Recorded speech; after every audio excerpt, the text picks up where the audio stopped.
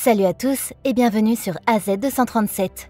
Ne perds pas de temps ma fille, va chez moi le plus vite possible, disait en rêve le défunt grand-père à sa petite fille. Regardons son histoire. Mais avant de commencer, j'aimerais vous rappeler qu'après avoir regardé cette vidéo, vous pouvez faire un tour sur notre chaîne pour découvrir de nombreuses histoires à la fois incroyables, intéressantes et émouvantes. Et n'oubliez pas de vous abonner à la chaîne et d'activer la cloche de notification si vous êtes nouveau parmi nous. Une fois que vous investissez dans les enfants, que ce soit sous la forme d'amour, de passion, de soins, d'éducation ou de connaissances, cela vous rapportera en retour. Les enfants sont sans aucun doute le fondement de la société. Donc former des enfants intelligents, bien élevés et fantastiques peut garantir une génération prospère, pleine d'amour et d'attention. Grand-père Vladimir était un écrivain à la retraite, spécialisé dans la littérature pour enfants, des romans policiers pour les jeunes. Il reçut plusieurs prix pour ses romans, ses recueils de contes, et il était un auteur connu et apprécié dans tout le pays.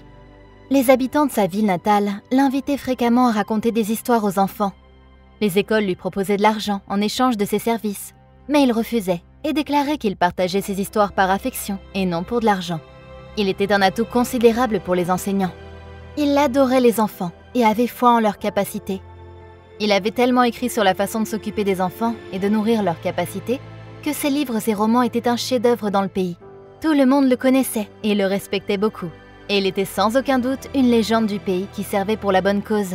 Sa femme mourut tragiquement et il ne lui restait qu'un seul enfant, une fille appelée Stanley Samantha. C'était une fille brillante et gentille qui prouva qu'elle était digne de confiance dès son plus jeune âge et il était très fier d'elle.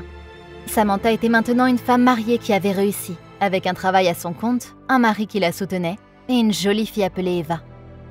Eva Clark était une étudiante en médecine. Elle reçut en même temps le cerveau de sa mère, les traits de son père et bien sûr le talent de son grand-père pour assembler les mots.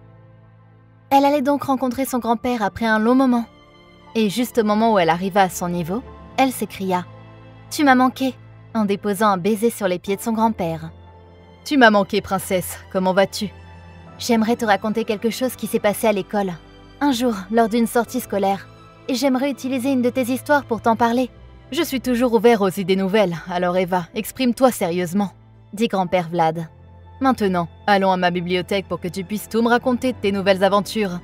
La mère de Samantha découvrit que son père et sa fille étaient les meilleurs amis du monde, en ce sens qu'ils s'entendaient très bien. Elle était heureuse d'avoir donné à son père une compagne agréable. Il se sentait seul depuis la mort de sa femme, et Eva le faisait se sentir moins seul.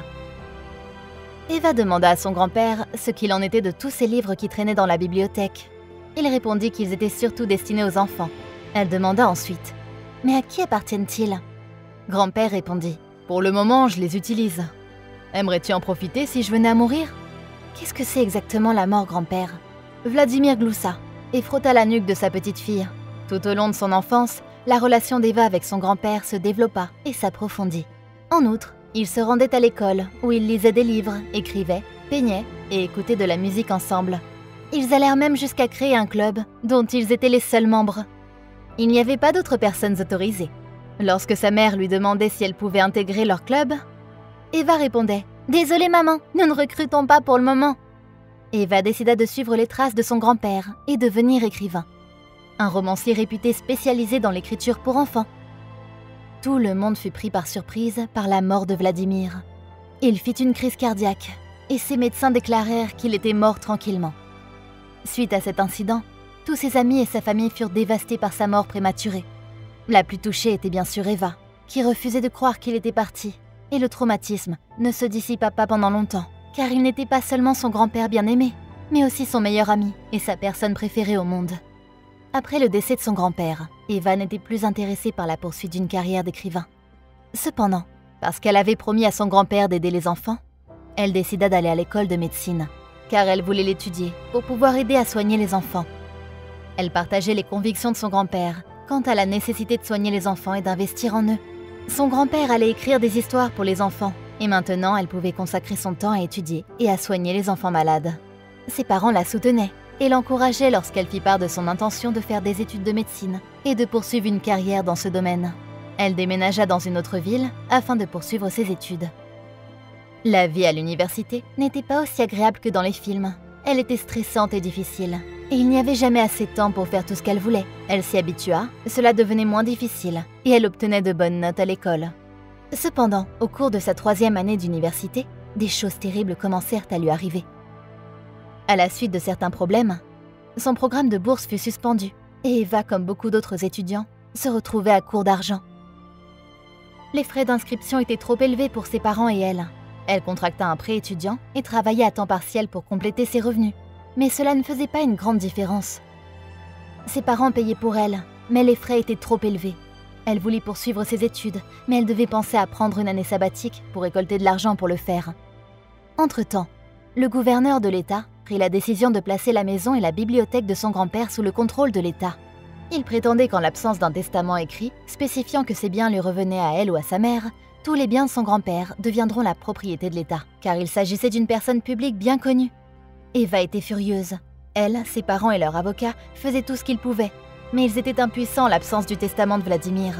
Depuis longtemps, Eva faisait des rêves de son grand-père. Il lui faisait la lecture, et elle remarquait qu'il lui caressait la tête, peignait ses cheveux et ses jolies tresses pendant qu'elle lisait. Mais un jour, elle fit un rêve étrange. Elle était en train de calculer l'argent qu'elle avait récolté lors de son service de nuit au restaurant, quand son grand-père apparut et s'assit à côté d'elle en disant « Je suis content que tu sois là. Va chez moi le plus vite possible, petite fille, et ne perds pas plus de temps. » Le rêve réapparut le lendemain, et c'est alors qu'elle réalisa qu'elle devait aller chez son grand-père. Même après toutes ces années, elle se languissait de son grand-père avec un cœur lourd. Elle entra dans sa bibliothèque, où ils avaient l'habitude de se réunir pour leur réunion de club, et prit son livre préféré sur les étagères.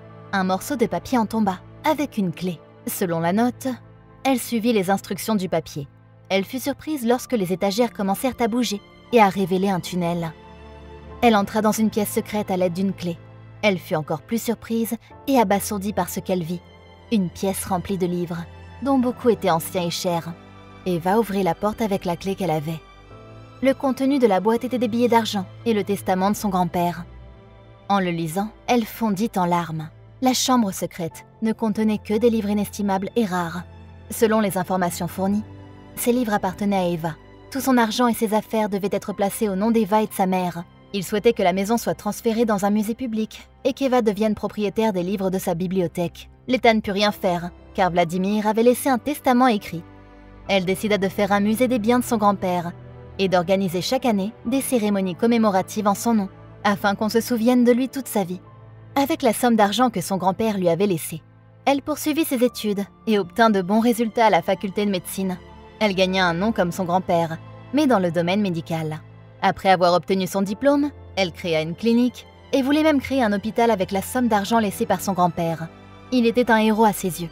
Maintenant, c'était à son tour de tenir sa promesse, comme il l'avait fait avec elle. Elle décida de consacrer sa vie à sauver les enfants et à les aider lorsqu'ils étaient malades. Parallèlement, elle ouvrit une fondation au nom de son grand-père, la Fondation Vladimir, qui fournissait des soins et une agence gratuite aux enfants qui n'avaient pas les moyens de payer leurs frais médicaux.